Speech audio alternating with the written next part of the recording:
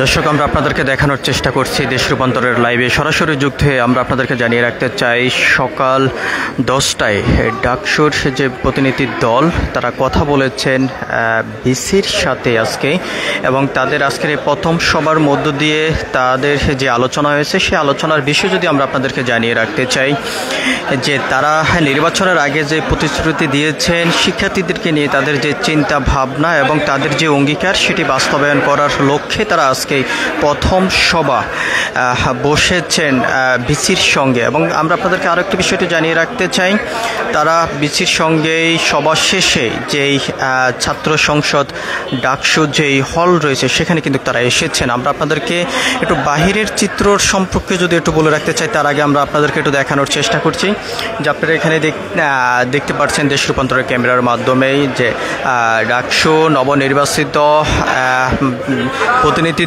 দল তারা সবাই কিন্তু এখানে উপস্থিত রয়েছেন। এখানেই তারা যদিও বারবার সাংবাদিকদের সঙ্গে যেমন যে সমস্ত বিষয় নিয়ে কথা বলেছেন যে তাদের যে অঙ্গীকার ছাত্রদেরকে নিয়ে, তাদের সেই অঙ্গীকার বাস্তবায়ন করার লক্ষ্যে তাদের প্রথম যাত্রা। এবং তারা যেমনটি বলেছেন যে এই বিজয় শুধু শিবির এবং যারা প্রার্থী তাদের নয়, এই বিজয় ঢাকা বিশ্ববিদ্যালয়ের 40,000 শিক্ষার্থীদের বিজয়, এমনটি কিন্তু তারা বলেছেন। আমরা আপনাদেরকে দেখানোর চেষ্টা করছি। আমরা আপনাদেরকে আরও একটি বিষয় একটু জানিয়ে রাখতে চাই, যদি বাহিরের চিত্রটির সম্পর্কে যদি আমরা আপনাদেরকে একটু বলে রাখতে চাই, আমরা আপনাদেরকে বাহিরের চিত্রটি একটু দেখাবো যে তারা দীর্ঘদিন পর্যন্ত যে নানা জল্পনা কল্পনার অবসান ঘটিয়ে 9 তারিখে ডাকসু নির্বাচনের মধ্য দিয়ে বিজয় প্রার্থী ঘোষণা করা হয়েছে। তবে এই বিজয় প্রার্থী 40,000 শিক্ষার্থী বলে তারা জানিয়েছেন। আমরা আপনাদেরকে দেখানোর চেষ্টা করছি ঢাকা বিশ্ববিদ্যালয়ের কেন্দ্রীয় ছাত্র সংসদ ডাকসু হলের সামনের থেকে সরাসরি যুক্ত হয়ে। এবং এখানে আমরা এই ঢাকা বিশ্ববিদ্যালয়ের কেন্দ্রীয় ছাত্র সংসদ ডাকসুর হলের ভিতরের বিষয়টি যদি আপনাদেরকে বলে রাখতে চাই, তবে এখনও পর্যন্ত ভিতরেই বসার মতন পরিবেশ তৈরি হয়নি। যার কারণটি হলো দীর্ঘ 6টি বছর পর্যন্ত ডাকসু নির্বাচন হয়নি, তবে যার কারণেই সেখানে কোনো কার্যক্রম চলমান ছিল না। তবে ভিতরেই নির্মাণাধীন কাজ চলমান রয়েছে। 60টি কক্ষ রয়েছে ভিতরে, তবে একটি কক্ষ আমরা যেমনটি দেখেছি যে জাদুঘরের মতন সাজানো হয়েছে, যেই ছাত্র জনতার আন্দোলনে এবং যে গণ অভ্যুত্থান হয়েছিল সেই গণ অভ্যুত্থানের বিভিন্ন চিত্র সেখানে তুলে ধরা হয়েছে। এবং যে সকল শিক্ষার্থীরা আহত হয়েছেন নিহত হয়েছেন তাদের বিভিন্ন সরঞ্জাম, আইডি কার্ড, টি শার্ট, ঘড়ি সহ বিভিন্ন সরঞ্জাম কিন্তু তারা সেখানে রেখেছেন একটি জাদুঘরের মতন। আমরা কিন্তু সেই চিত্রটি দেখেছি। এবং পরবর্তী যে সকল কক্ষগুলো রয়েছে সে সকল কক্ষগুলোতে নির্মাণাধীন কাজ চলমান রয়েছে। তবে সেই নির্মাণাধীন কাজ চলমানের দৃশ্য কিন্তু এই ডাকসু নবনির্বাচিত প্রতিনিধি দল তারা পরিদর্শন করেছেন। আমরা আপনাদেরকে আরও একটি বিষয়টা জানিয়ে রাখতে চাই যে সিনেট ভবনের সম্পর্কে যেমনটি নবনির্বাচিত প্রতিনিধি দল বলেছেন, তাদের 5 বিশিষ্ট একটি কমিটি এবং প্রতিনিধি তাদের সিনেট ভবনে পাঠানো হবে। তবে কাদেরকে এখনও পর্যন্ত পাঠানো হবে সেটি এখনও পর্যন্ত সিদ্ধান্ত নেওয়া হয়নি। সেই 5 জন প্রতিনিধি কারা হবেন সিনেট ভবনের, এমনটি কিন্তু জানানো হয়েছে। তবে তারা এখনও পর্যন্ত চূড়ান্ত সিদ্ধান্ত নেননি যে 5 জন প্রতিনিধি কারা হবেন সিনেট ভবনের, এমনটি কিন্তু তারা জানানো হয়েছে।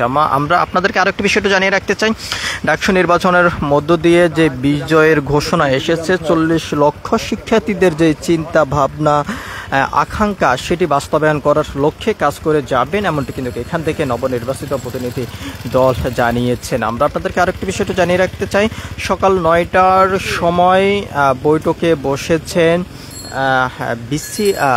ভিসির সঙ্গে এবং সেখানে বেশ সময় পর্যন্ত তাদের সামনের যে ভবিষ্যৎ পরিকল্পনা, ছাত্রদেরকে নিয়ে তাদের যে চিন্তা ভাবনা এবং ঢাকা বিশ্ববিদ্যালয় নিয়ে যে তাদের ভাবনা সেটি নিয়ে তারা কথা বলেছেন। এবং তারা যেমনটি বলেছেন সিনেট ভবনে যে 5 জন প্রতিনিধিকে পাঠানো হবে, পূর্বে যেই অভিজ্ঞতা এবং কিভাবে পরিচালনা হয়েছে ঢাকা বিশ্ববিদ্যালয় এবং ডাকসু নির্বাচনের মধ্য দিয়ে প্রতিনিধিরা যেভাবে পরিচালনা করেছেন এবং ছাত্র প্রতিনিধিত্ব করেছেন সেই বিষয়ে অভিজ্ঞতা নেওয়ার জন্য সিনেট ভবনে 5 জন প্রতিনিধিকে পাঠানো হবে, এমনটি কিন্তু জানানো হয়েছে। আমরা আপনাদেরকে আরো একটি বিষয়টা জানিয়ে রাখতে চাই, দীর্ঘ সময় পর্যন্ত ভিতরে যে আলোচনা হয়েছে এবং তারা যেমনটি বারবার বলেছেন যে এই শিক্ষার্থীদের যে বাস্তবায়ন, যেই প্রতিশ্রুতি তারা দিয়েছেন এবং তাদের যে চিন্তাভাবনা আকাঙ্ক্ষা ছিল এবং তাদের যেই ভাবনার জায়গাটি সেটি কিন্তু তারা বাস্তবায়ন করার জন্য সার্বক্ষণিকভাবে তারা কাজ করে যাবেন, এমনটি কিন্তু এখান থেকে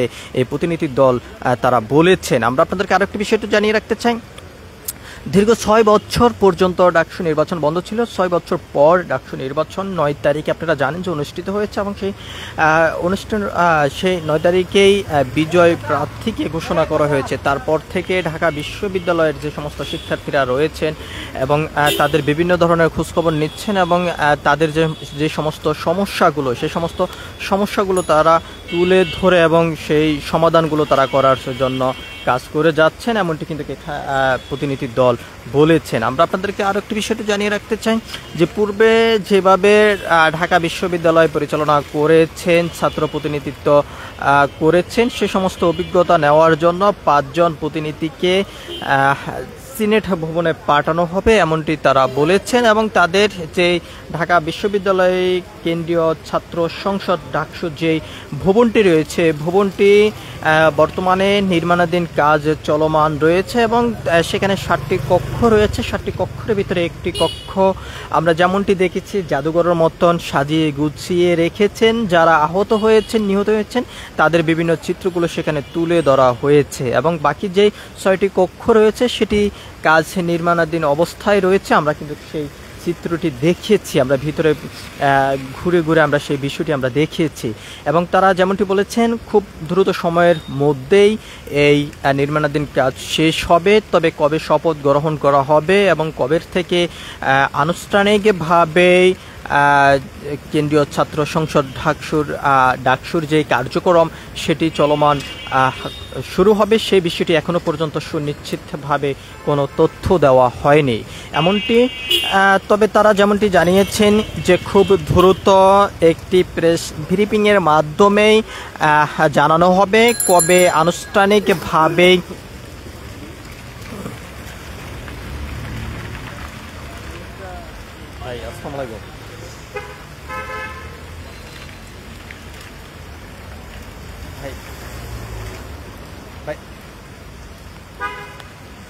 ভাই এখন না, এখন আমি তো ওই যে ঠিক আছে একটা ওয়ার্ড ভুল হয়েছে, লাইভে যাওয়ার আগে আমি ঠিক করে আমি লাইভে ঢুকছি।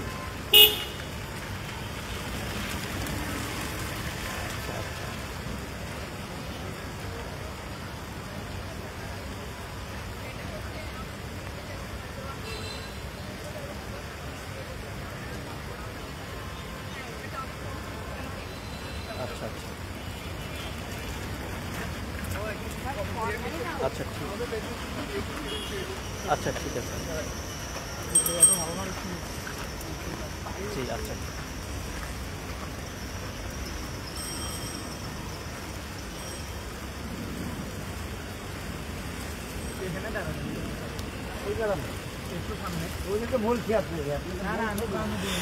আমরা আপনাদেরকে দেখানোর চেষ্টা করছি ঢাকা বিশ্ববিদ্যালয়ের কেন্দ্রীয় ছাত্র সংসদ ডাকসুর যে ভবনটি, সেই ভবনের সামনের থেকে আমরা এই ভবনের ভিতরের চিত্রটির সম্পর্কে যদি আমরা আপনাদেরকে জানিয়ে রাখতে চাই, ভিতরেই 7টি কক্ষের ভিতরে 6টি কক্ষ এখনো পর্যন্ত নির্মাণাধীন কাজ চলমান রয়েছে এবং একটি কক্ষ জাদুঘর মতন সাজিয়ে গুছিয়ে রাখা হয়েছে এবং যেই গণঅভ্যুত্থানের যে চিত্র সেটি কিন্তু সেখানে তুলে ধরা হয়েছে। তবে ডাকসু নির্বাচনের যেই নবনির্বাচিত যারা রয়েছেন তারা কবে শপথ গ্রহণ করবেন সে বিষয়টি এখনো পর্যন্ত চূড়ান্ত কোনো সিদ্ধান্ত নিয়ে তবে জানানো হয়নি। তবে তারা যেমনটি বলেছেন আজকের এই সভা থেকেই তারা একটি সংবাদ সম্মেলনের মাধ্যমে জানানো হবে কবে শপথ গ্রহণ করা হবে এবং কবে থেকে কার্যক্রম আনুষ্ঠানিকভাবে শুরু করা হবে এমনটি তারা জানিয়েছেন। তবে খুব দ্রুত সময়ের মধ্যে এই